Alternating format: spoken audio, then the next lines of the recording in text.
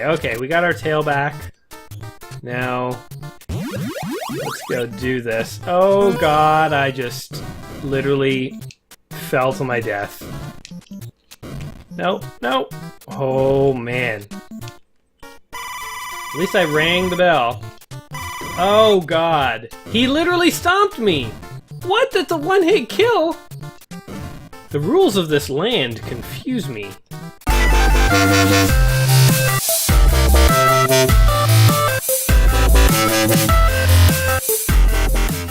Welcome back to another episode of Let's Play 1001 Games. I'm your host, Gaming Jay, and today we are playing a Nintendo classic known as Snake, Rattle, and Roll, which is actually a take on the song Shake, Rattle, and Roll for any of you song buffs out there. I actually don't know the song.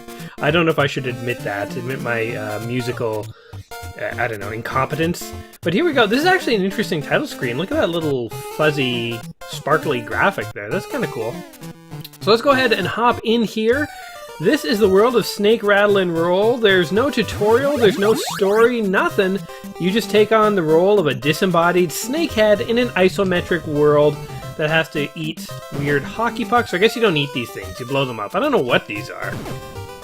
Well, first of all, can we talk about the fact that I am just like a little head floating around here? I don't see many snakes in my day-to-day life, but I gotta believe that they've got bodies usually. They're not just sort of a head.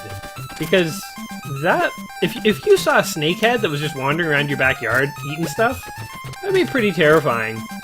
So for any of you guys who have never played this before, in fact I've never played this before, by the way, before this video, but I played it a little before I decided to make this video. So here I am Snake, no wait, I am Rattle, and my brother is Roll, so if there was a second player he'd be playing. And I'm this little snakehead that can jump around here, and we get to explore this, oh god! Whoops, I didn't know you could do that. We get to explore this isometric world. And so you can see here, I'm eating these little balls. Now these balls are useful because they help me grow, and if I get big enough, then my tail starts to flash, and then I can pass the level. So this is kind of a 3D platformer, really. I mean, it is a 3D platformer. It's, you know, pre-drawn. It's not rendered in 3D or anything. These are just sprites that are being drawn in an isometric view, but you really do have, you know, 3D. You can go in 3 dimensions. You can jump. Try and jump on this platform here. Oh, I failed already. Yeah. I'm not super great at this isometric movement in Snake, Rattle, and Roll here. See, I was Rattle. My buddy, the player 2 who's not actually playing, was Roll. But I'm going to do the best that I can. So, interesting tidbit about this game. It was developed by Rare. And for those of you who know about Rare, Rare is a company that is pretty famous. They've developed some pretty classic games over the years. Like, oh, I don't know, how about Killer Instinct? Or Donkey Kong Country? Or how about GoldenEye? Or Perfect Dark? Rare is not, they're no slobs to the gaming industry. These are like serious, these are like bouncy balls. Get back over here. They are serious developers, been around for a long time. What's interesting is they've had a long partnership with Nintendo. But I guess back in the day of Snake, Rattle, and Roll, I mean, this is one of the few games that I know of. I mean, I'm sure there's other examples, actually, but I just haven't really come across any yet. And I think it must be kind of rare. Maybe it wasn't too rare back in the day. But this is a game that was developed by Rare.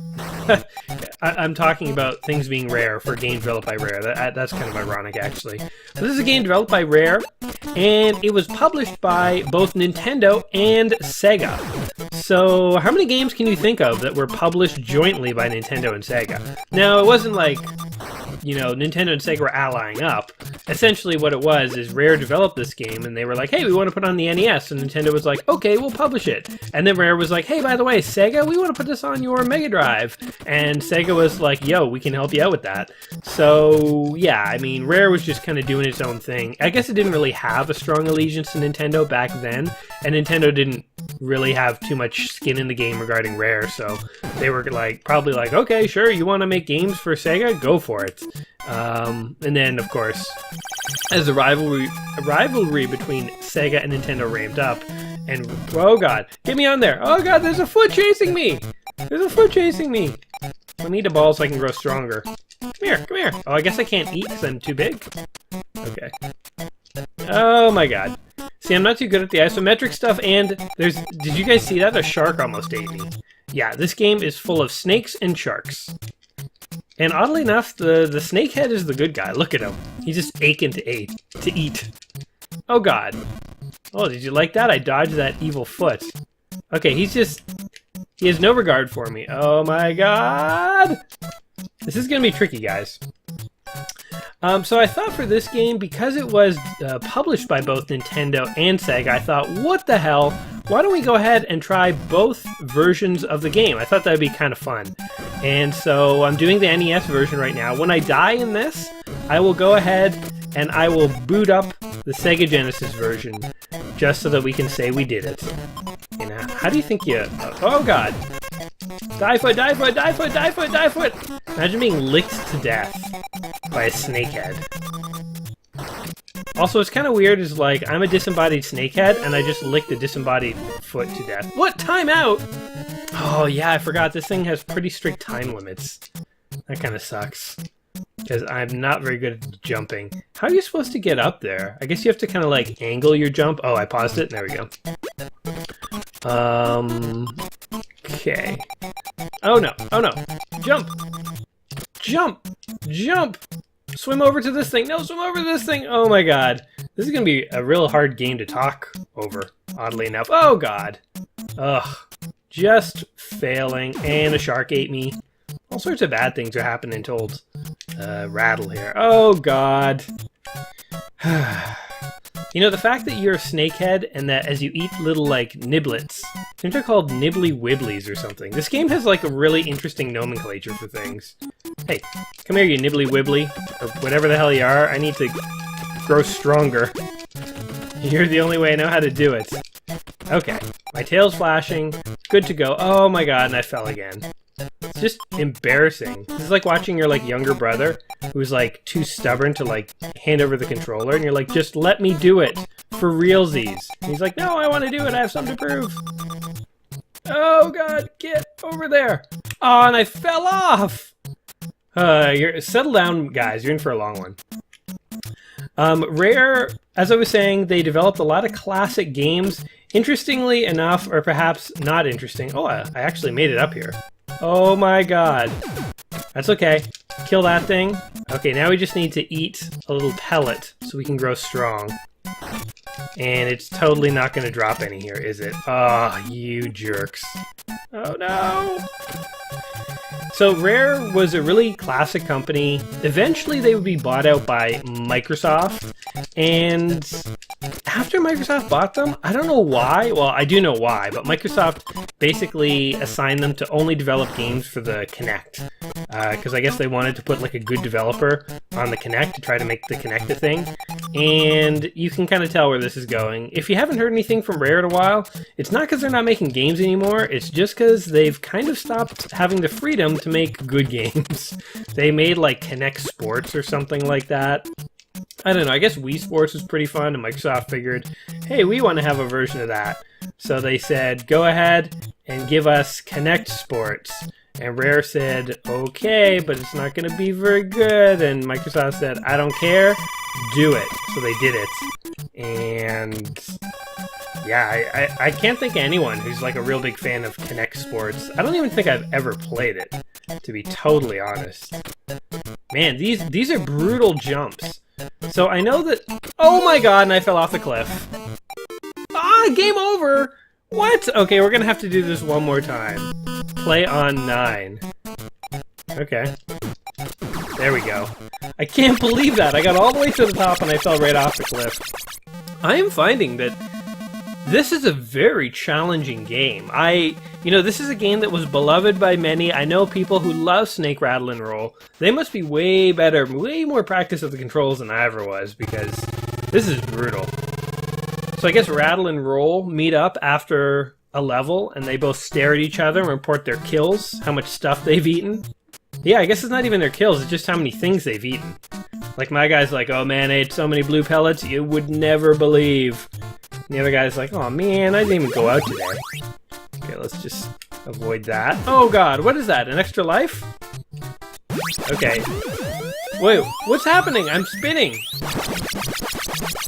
What? Was that an extra life or wasn't it? I think I just died. Interesting.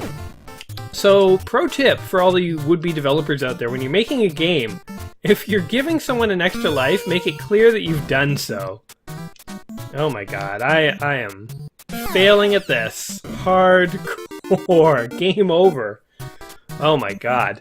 How much time have I even played for? I thought I would like play half of this on NES and half on the Sega Genesis. Okay, let's just keep going here for a little bit. What? I fell off again? Wait, I'm aligning the shadow. What? Oh, I must be hitting the spikes? Come on now. What? Okay, maybe you can't fall from that high. Play on 8. I don't even understand these controls. Like, normally when you pause a game, it says pause. This one says hold.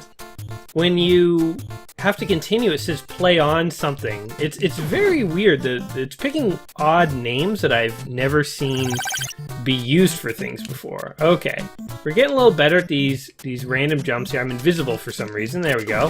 Visible again. Now, in the context of, whoa, these are running around. Okay, I went from eating just like plastic balls to like bouncy balls to now I'm eating little ball people. Like, this is no longer, I can't claim that I'm just eating inanimate little pellets to like enhance my snake anymore. Now I'm literally eating sentient little creatures. Whoa. It's weird how sometimes they're bombs. Like, what are these things even? These are like weird dispensaries that are like, we're just gonna infinitely spit out little ball people, and sometimes there's a bomb in the mix, and that's just how reality works around here. Like, what is this thing? It looks like a female makeup, like a compact thing, like a little mirror thing. Aw, come on. Okay, I lost 2 balls. Snakes need balls, and I'm gonna go back and get some, because I just killed a little makeup thing, and a bomb got me. What are these, like manhole covers? Can I do anything to them? There's a way to get them to open. Whoa! Okay, I don't want it to open if there's bad guys inside. This little adventure is turning out all wrong. The fact that you slowly grow your snake longer actually kind of reminds me of Nibbler. Or, I think it was Nibbler. It was a really, really old game. Probably many of you, especially the younger folks, may not have any idea what I'm talking about with Nibbler. Guys, man, I went from being like a full snake to like, my snake is now female because it lost all its balls. It's literally got no balls. But Nibbler was this little game you had on really, really old phones. So for those of you who don't remember what cell phones were like before smartphones, even having a little black and white screen on a phone at one point was like pretty amazing. And I definitely remember getting like an old Nokia phone that had a little black and white screen, and there were like 2 games you could play on it. And one of them was, whoa, I got something like Jam Me in the Head. I have like one of those twisty key things from those toys flicking around my head. That can't feel good. This cannot be how my guy wants to spend his day. Okay, we got our tail back. Now, let's go do this. Oh god, I just literally fell to my death. No, no. Oh man. At least I rang the bell. Oh god. He literally stomped me! What? That's a one-hit kill? The rules of this land confuse me. Oh god, that's okay, I'll take the hit. Just get the hell out of here. Yowza. Nibbler. So anyway, it was a little cheap game on the phone, and literally you were like this dot that would like go around the screen collecting other dots, but every time you ate another dot, your worm got longer and longer, so you'd leave a longer trail behind yourself. And you'd have to like weave around the screen, because if you touched your own tail, you would die. Never heard of a snake having trouble touching itself, but yeah, if you touch your own tail, you would die. Oh, I hate these jumps that go around corners. I'm just not practiced enough. I just don't quite know if it's up or left I'm supposed to press. See, this is the trouble with this game. Like, okay, here I want to go right. Okay, well, actually, hold on. I have to describe what I'm doing. Okay, I want to go to the pink cell is below me. Do I press left or down? Left actually makes me go up. Down makes me go sort of to the down. So actually, maybe I should just hold the controller slightly angled. Then I would have an easier time with all of this. Giving me a game over, but I feel like it's just going to give me more continues. Oh no, that was a real game over? I thought it was like continue on 7. Did it have like 7 continues? Wow. These snakes look very, like they're having a good time. It's like, yo bro, what's going on? Nothing, scored 40,000 points. Okay, we have already failed at Snake, Rattle, and Roll. Let's go ahead and actually switch to the Sega Genesis version, because why the hell not? Alright, so this is the Sega Genesis version of the same game. It was published 1 year after Snake, Rattle, Roll. I think Snake, Rattle, Roll was 1992. So if you can believe that, it's about a 24-year-old game. This is a 23-year-old game. So you can see significantly enhanced graphics. A lot happened in that 1 year. We have a fancier title screen here. We're going to hop right on into it. We got, levels being described to us. They've actually named the level now, Grassy Greens. And here we go. You can see clear visual upgrade to what we had before.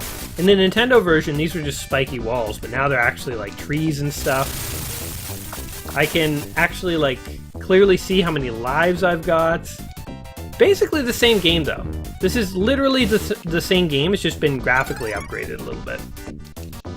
I do kind of like the graphics of this one. I wonder how you get that clock. Guess it's not that important, really. Whoa, it's a bomb. Starting off strong, eating a bomb right off the bat. That's okay. I think if you eat the balls that are the same color as you, you grow faster. I keep trying to eat it and other balls get in the way. Don't you guys hate it when you're trying to eat balls and just other balls are just getting right in your way? Ooh, and now the whole tail flashes. So we got some upgrades to the gameplay mechanics, I guess you would say, compared to the NES version. Oh, this first level is like for babies. Look how easy it is. Just gonna breeze through this. Because we've already practiced on the NES version, so. I do feel like this score screen is not as elaborate as the NES one. I want those head caricatures. Yeah, they've animated it a little bit, but I kind of like those close-ups of the actual snakes we were seeing before. Jaws Shores. Interesting. Now, I guess this game was supposedly meant for release on the... the jump and the eat button are reversed on the Sega Genesis version here, so that's going to be a little problematic for me. I trained on the NES version, man. Now you're giving me a 3-button controller. Everything's all different. Do not like. What is this? A helmet? Whoa, didn't have this in the NES version. Stylish hats. That's like, I wonder if that was like a selling point. They're like, Snake, Rattle, and Roll now with stylish hats only on the Sega Genesis. Sega! That's how old all the old Sega commercials went back when I was a kid. If you never heard of that, go look one up on YouTube right now. You can see the old commercials. But all the Sega Genesis commercials, they were always like, everything was really fast-paced, very colorful. They would have like guitar, like engines going, like, and the commercial always ended with somebody going, Sega! That was like how, like Sega was sort of the like bad boy of video games. Why can't I eat anything? Why is my tongue so tiny? In the NES version, I feel like my tongue was bigger. I feel like handicapped now. So we got stylish hats, but a weak tongue. I don't know if we've significantly improved our lot in life or not. Okay, can we eat these things already? There you go. So yeah, what are these things? They look like those old gramophones or something that would like play music. You'd have to like wind a wheel in like ancient times. I'm talking like ancient times, not like when I was a kid, but like my grandparents were kids. They weren't playing Snake, Rattle, and Roll, they were turning gears trying to listen to music. That's how old it is. Alright. Oh my god. Anyway, I guess this game was supposed to also come out for the Game Boy or something, because in the 7th level of this game, the level actually spells out Nintendo Game Boy, which is pretty weird. I know actually that it's in the Nintendo version. I don't know if it's in the Sega version here or not. That'd be pretty weird if there was a game on the Sega Genesis that spelled out Nintendo Game Boy. But, I mean, maybe it exists. I don't know. Oops. Okay. Ring the bell. Okay. Oh, I can jump on top of this thing. Well, this makes life easier. because then I can just do this. I'm getting a little better jumping around the corners. It's the around the corner that gets me. It's pretty tricky. Boom. Sucker! Yeah, like why would they put Nintendo Game Boy in a level if they had no intention of making the game for Nintendo Game Boy? They eventually would make like a spin-off game, a sequel-ish game. I think it was called like Sneaky Snakes, but it had nothing to do, like it had the same characters as this game. Now Razor Ravine. Watch out, boys. It said athletic pibballs. So I guess when those little pellets can run, they're called athletic. Okay. Oh god, spikes. Yarg! I wonder how painful it is for your face to fall on spikes. You gotta imagine that's pretty damn painful. Look! Now my tongue goes all the way, what the hell? I was like tongue handicapped in the last level. Okay. See, we're learning from our time on the NES. We don't jump down. Apparently you can't fall from great heights. Oh god, this reverses me. This is horrible, this is some nightmare. Okay. Oh god. Ah! I licked instead of jumping. 1 left, 3 credits. What does that even mean? Oh god, and other controls weren't reversed anymore. 0 left, 3 credits. Okay, left. Again, okay, hold when you pause. Left is how many lives you've got. Credits is continues. Why didn't they just use normal words? There's like an established vocabulary for video games. Why would you deviate from that? That just doesn't make a lot of sense. At least game over is the same. Do I get to continue? Play on 9. Oh, this is saying play on. It's a question. So they're missing a question mark. I get it. Now I've used to continue. Okay. So to play Snake, Rattle, and Roll, you really have to learn like a whole unique vocabulary. Hold means to pause. Left means lives. And play on is with no question mark is how they ask you if you'd like to continue. The word continue. Come on. Okay, let's eat these guys. Oh god. The bombs are actually really annoying. Eating these pellets isn't too bad. But like the bombs are really annoying because like they don't come out as bombs. They bounce around for a bit. Like, look, this could be a bomb. It is! It totally was! You like have to let it bounce for a while, and then it will like develop legs and run away from you. So you want to try and eat it as fast as you can, but then you don't want it to be a bomb. It's a whole confusing mess here, guys. I feel like this snake should reevaluate his dietary choices. My food never tries to kill me. Let me tell you, hamburgers are always on your side. Maybe cows aren't, but by the time they turn to a hamburger there, oh, that's sad. Sad to think about where food comes from sometimes. Poor cows. And he's like spitting out, what is he spitting out, like bones? Like those are its feet! That is disgusting. He's like, I don't eat feet. I just like spit that back out. Whoa, god. Oh my god. Okay. Let's just swim over this thing. Let's be done with this. Ah! Ah! Oh no! Yarg. Okay, 1 left, 2 credits. It's 1 life, 2 continues. Ah. Jeez. Okay, I know that foot is trouble.